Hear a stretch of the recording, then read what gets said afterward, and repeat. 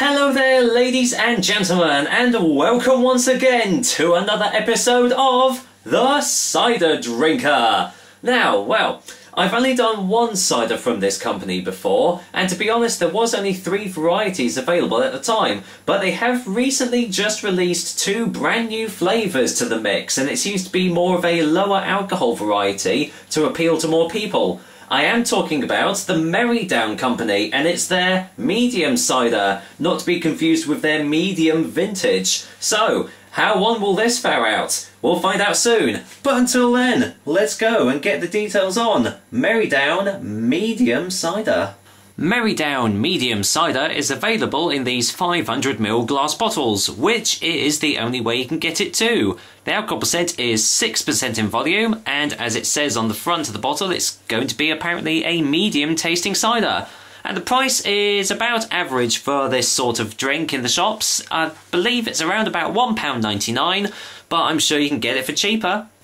Now, as I've already said, they have already got a medium cider, but it is a vintage, and I think I've reviewed it before, actually, in the 440ml cans it comes in. That one comes in at 7.4%, I believe, and this one comes in at 6%. So it's obviously more easy to drink and as a lower ABV, so obviously caters more to the sessionable sort of ciders that you can get out there. I do like the little front of the bottle with the little fox and the fiddle there. Nice little touch there. Delightfully delicious, which is underlined. Trusted maker since 1946. Award-winning cider made with a unique recipe from Sussex. That's all on the front. And do you know what? I've just noticed on the front there, do you see, actually, hold on, if I turn this on its side, vintage. Well, now I'm confused. So this is a vintage, and the other medium's a vintage. Is this going to be the exact same drink, just in a different bottle? I guess I'll find out soon. Anyway, on the back it says, it's 1946. No, it's not, it's 2014. A 300-year-old apple press borrowed from a local farmer, gorgeous eating apples, and a little Sussex sparkle. A unique recipe that's remained unchanged, why would you, ever since. One sip, many a knowing grin explained. Made with juicy eating apples. Made with juicy eating apples, so probably sugars and sweeteners in this one, but to be honest, I don't think the Merrydown company make real ciders. I could be wrong there. Anyway, let's waste no more time. Crack the bottle open and see what I make of it. Now then, what does it smell like? To be honest, quite funky. Cool. It's definitely got a lot of sulfites in it. That might be from the really long bottleneck. I find that cider bottles with really long necks tend to hold the sulfites more. At least their smell anyway. In amongst all that funk, there is a little bit of a dryness to it. But yeah, there's definitely sort of like a barnyard sort of funk about it, which you tend to only seem to get in real ciders actually, so doesn't smell like the other medium cider, so this is going to be interesting. Let's go and pour this all out and see what I make of it. I highly doubt there's going to be natural sediment in here, and there isn't. What a surprise. Right, let's go and get the colour on Merrydown Medium. To be honest, it looks pretty much exactly the same as the other medium cider that I've done. It kind of looks very, very light, very straw-like in colour. In fact, some say it would look a little bit pissy actually, but it's got hardly any carbonation as well. Some would say that's probably a still cider, but it is definitely lightly sparkling there, as you can see. But yeah, it looks a bit like liquid sunshine really, so hopefully it will taste like it. What does it smell like in the glass?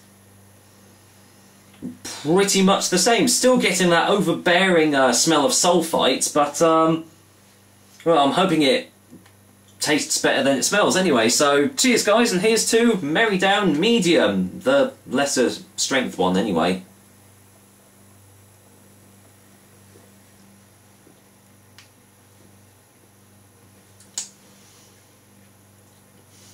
Well, the good news is it doesn't taste like the other medium cider. Thank goodness. I thought I was just gonna cut this review short. Yeah, it's not bad actually. Let's get a second opinion.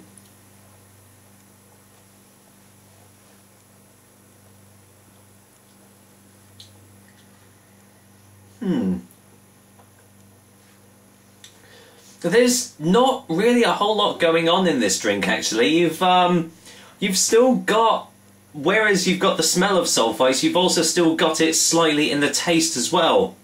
There's a little bit of fartiness, a little bit of egginess, but there is kind of a nice light apple taste along with that as well. But it's kind of being forced back through all the sulfites that they've pumped into this drink.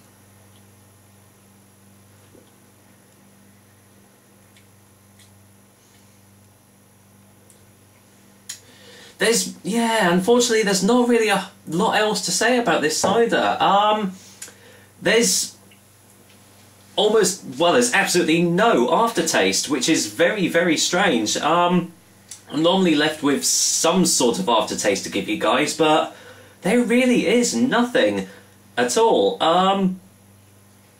The only thing I'm getting is like the gumming up at the back of the throat with the sugars and the sweetness that they've put in. Aside from that, I've got nothing. This is, I mean, I've had some very bland tasting ciders in my time, but I think this actually might be one of the blandest I've ever tasted. As I said, there's just a very light apple taste at the start, but as I've already said, you know, that is just being overpowered by all the sulfites, which is a real shame, because I reckon if they weren't there, this might be a much better tasting drink. But as it goes, I don't think it was really worth my money, this one. Well, let's get a final taste before the final verdict anyway, and see if I can get any more tastes.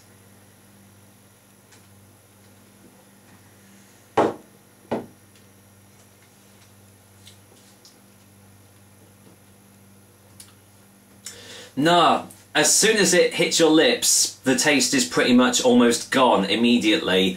Yeah, I can't say much else about this drink. That's a real shame, actually, because the medium vintage, the higher strength one, has got really lovely flavours to it, but this one just doesn't cut it, unfortunately. Having said that, though, because it doesn't really have many tastes, it's not that offensive. So it doesn't taste like 6%. It tastes like a 4%er, really. So I can see this being easily sessionable, and it is relatively cheap compared to like other ciders out there. Excuse me a minute.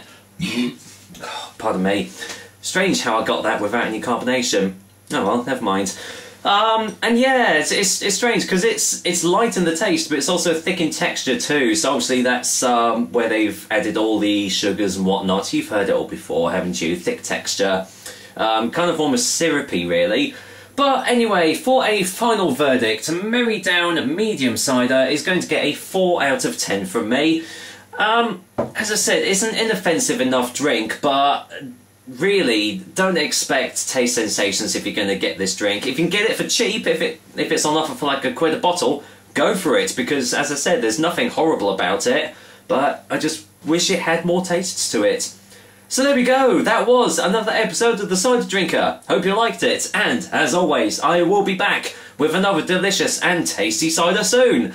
But until then, well, I might as well finish this glass of almost nothing off, really, so take care, guys. Until next time.